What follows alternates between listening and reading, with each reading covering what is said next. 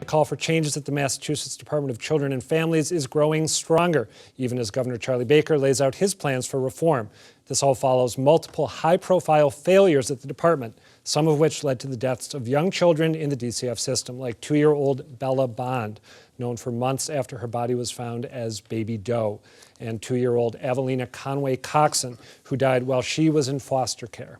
There's nothing more important than the safety and security of our kids. And this administration will not stop until the policies and procedures at the Department of Children and Families are aligned with best practices and national standards and make it possible for the people working every day at DCF to fulfill the mission of keeping kids safe. Among the changes, the governor outlined a faster screening process for all abuse and neglect reports, mandated background checks on caregivers and parents, more formal supervision of workers, and an end to the two-tiered system that divides cases into high-risk and low-risk categories. Joining me now is one of the state's top experts in all these issues. Maria Masaitis is the director of the Office of the Child Advocate, which monitors and investigates issues inside DCF, and her office just released a new report on Friday. Hello, Maria. So Hi. I want to ask you about that big report that you guys put out on Friday. But first, what was your reaction to the changes the governor outlined last week? I think they were the absolute right changes. We recognize in child welfare that the most important thing is the initial assessment of risk, because it's that front-loaded situation that is really the best situation. You need to determine whether a case needs to be open or not. So it was very clear that those first-line intake procedures needed to be updated, and I think that the governor and the Secretary of Human Services and the Commissioner of DCF focused on that sort of first round of analysis. Okay, so you like the push to change the things that the governor talked about changing. Yes. What else is, give me just one or two things that are working well right now, and then maybe a couple things that aren't so hot in DCF. I think what's working well in DCF is the restaffing and rebuilding of the department, so that you're going to get caseloads down to a level that enables workers to see all the kids that they need to see and follow all the procedures that need to be followed. I think the other piece is the rebuilding of the departmental sort of management structure and the total reintroduction of their quality assurance process, both of which are needed in an effort of overseeing what's going on in the field, but also to continuously make improvements with the practice and what they're seeing is going on in the field. Give me a couple examples of things that are glaring needs that have not yet been addressed. I think that certainly as of this point in time, we've hired 600, or the department has hired 600 new social workers. They need to be properly trained and onboarded. That is not yet complete. Does onboarding mean just sort of getting them used to the protocols the department uses, or is it something else? No, it's getting used to the protocols. I mean, every individual worker needs to learn a wide range of sort of policies and protocols. They need to know how to enter data into the state's automated database. So there's a lot of things that you need to learn. How many more workers should the department be hiring, do you think? I think at this point, the goal is to get them to the sort of 18-to-1 weighted caseload. Right. But right. as more cases come in, I think because of the sort of the increased concern has led to an increase in filing of allegations of abuse and neglect. So as a result, more kids are coming in. So it's this number that keeps sort of changing on a day-to-day basis. You also found that some really important records that you would like to think would be accessible to everyone inside DCF are not. Why is that?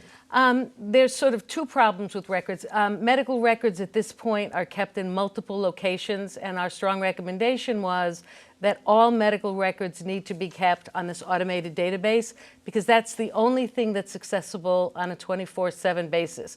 So a child ends up in the ER, you want to be able to access their current medical information, and you're only going to be able to do that if it's online. Also criminal record checks, Criminal right? records, I think, are a much sort of present a very different challenge, because under federal and state law, information from the criminal records cannot be sort of left in the hands of every single individual. There is a discrete group of people who are authorized to handle criminal records. Right now, are DCF employees authorized to handle them? There's a group of DCF employees that are authorized to handle it. So in the case record, you have a summary of what was in the criminal record, but you can't file the actual criminal record with the case file. And that's under federal law. That's under federal and state law. You know, I didn't realize that, and that's actually pretty troubling, I got to say. Well, I think that the key here is making sure that there's enough information in the file so that when a new worker picks up the file, he or she knows enough to contact the people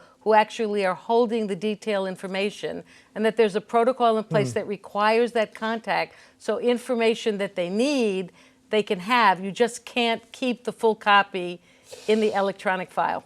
Let me ask you about the Bellabon case. You are all for more management, better management protocols.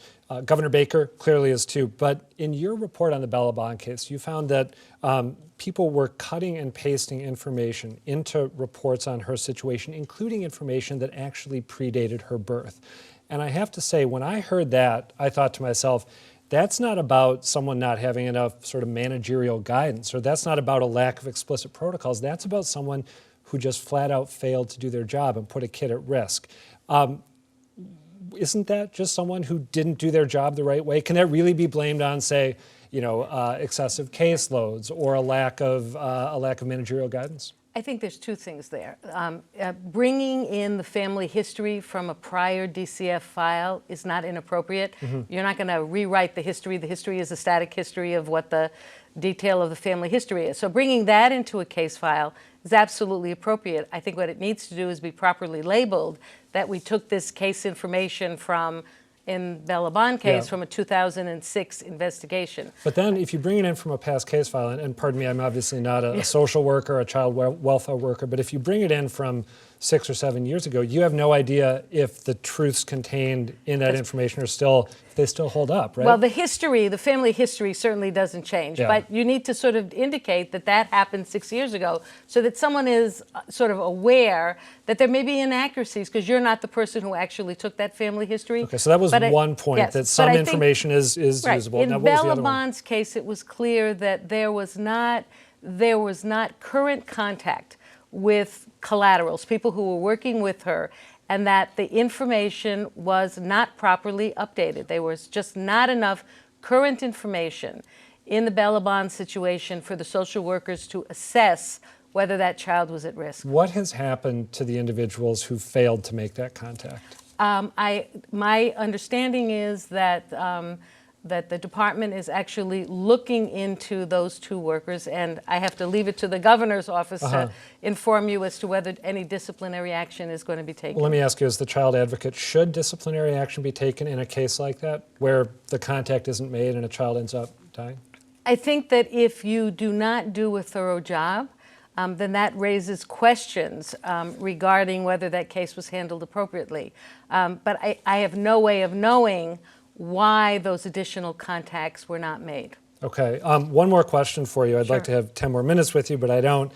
You've backed a bill that would give the child advocate a 5-year term and give them a good amount of political independence. They'd be appointed by the Attorney General, the Auditor, and the Governor. Right now you serve at the pleasure of just the Governor. What's the status of that legislation? Nothing has happened on that legislation as of the close of the legislative session.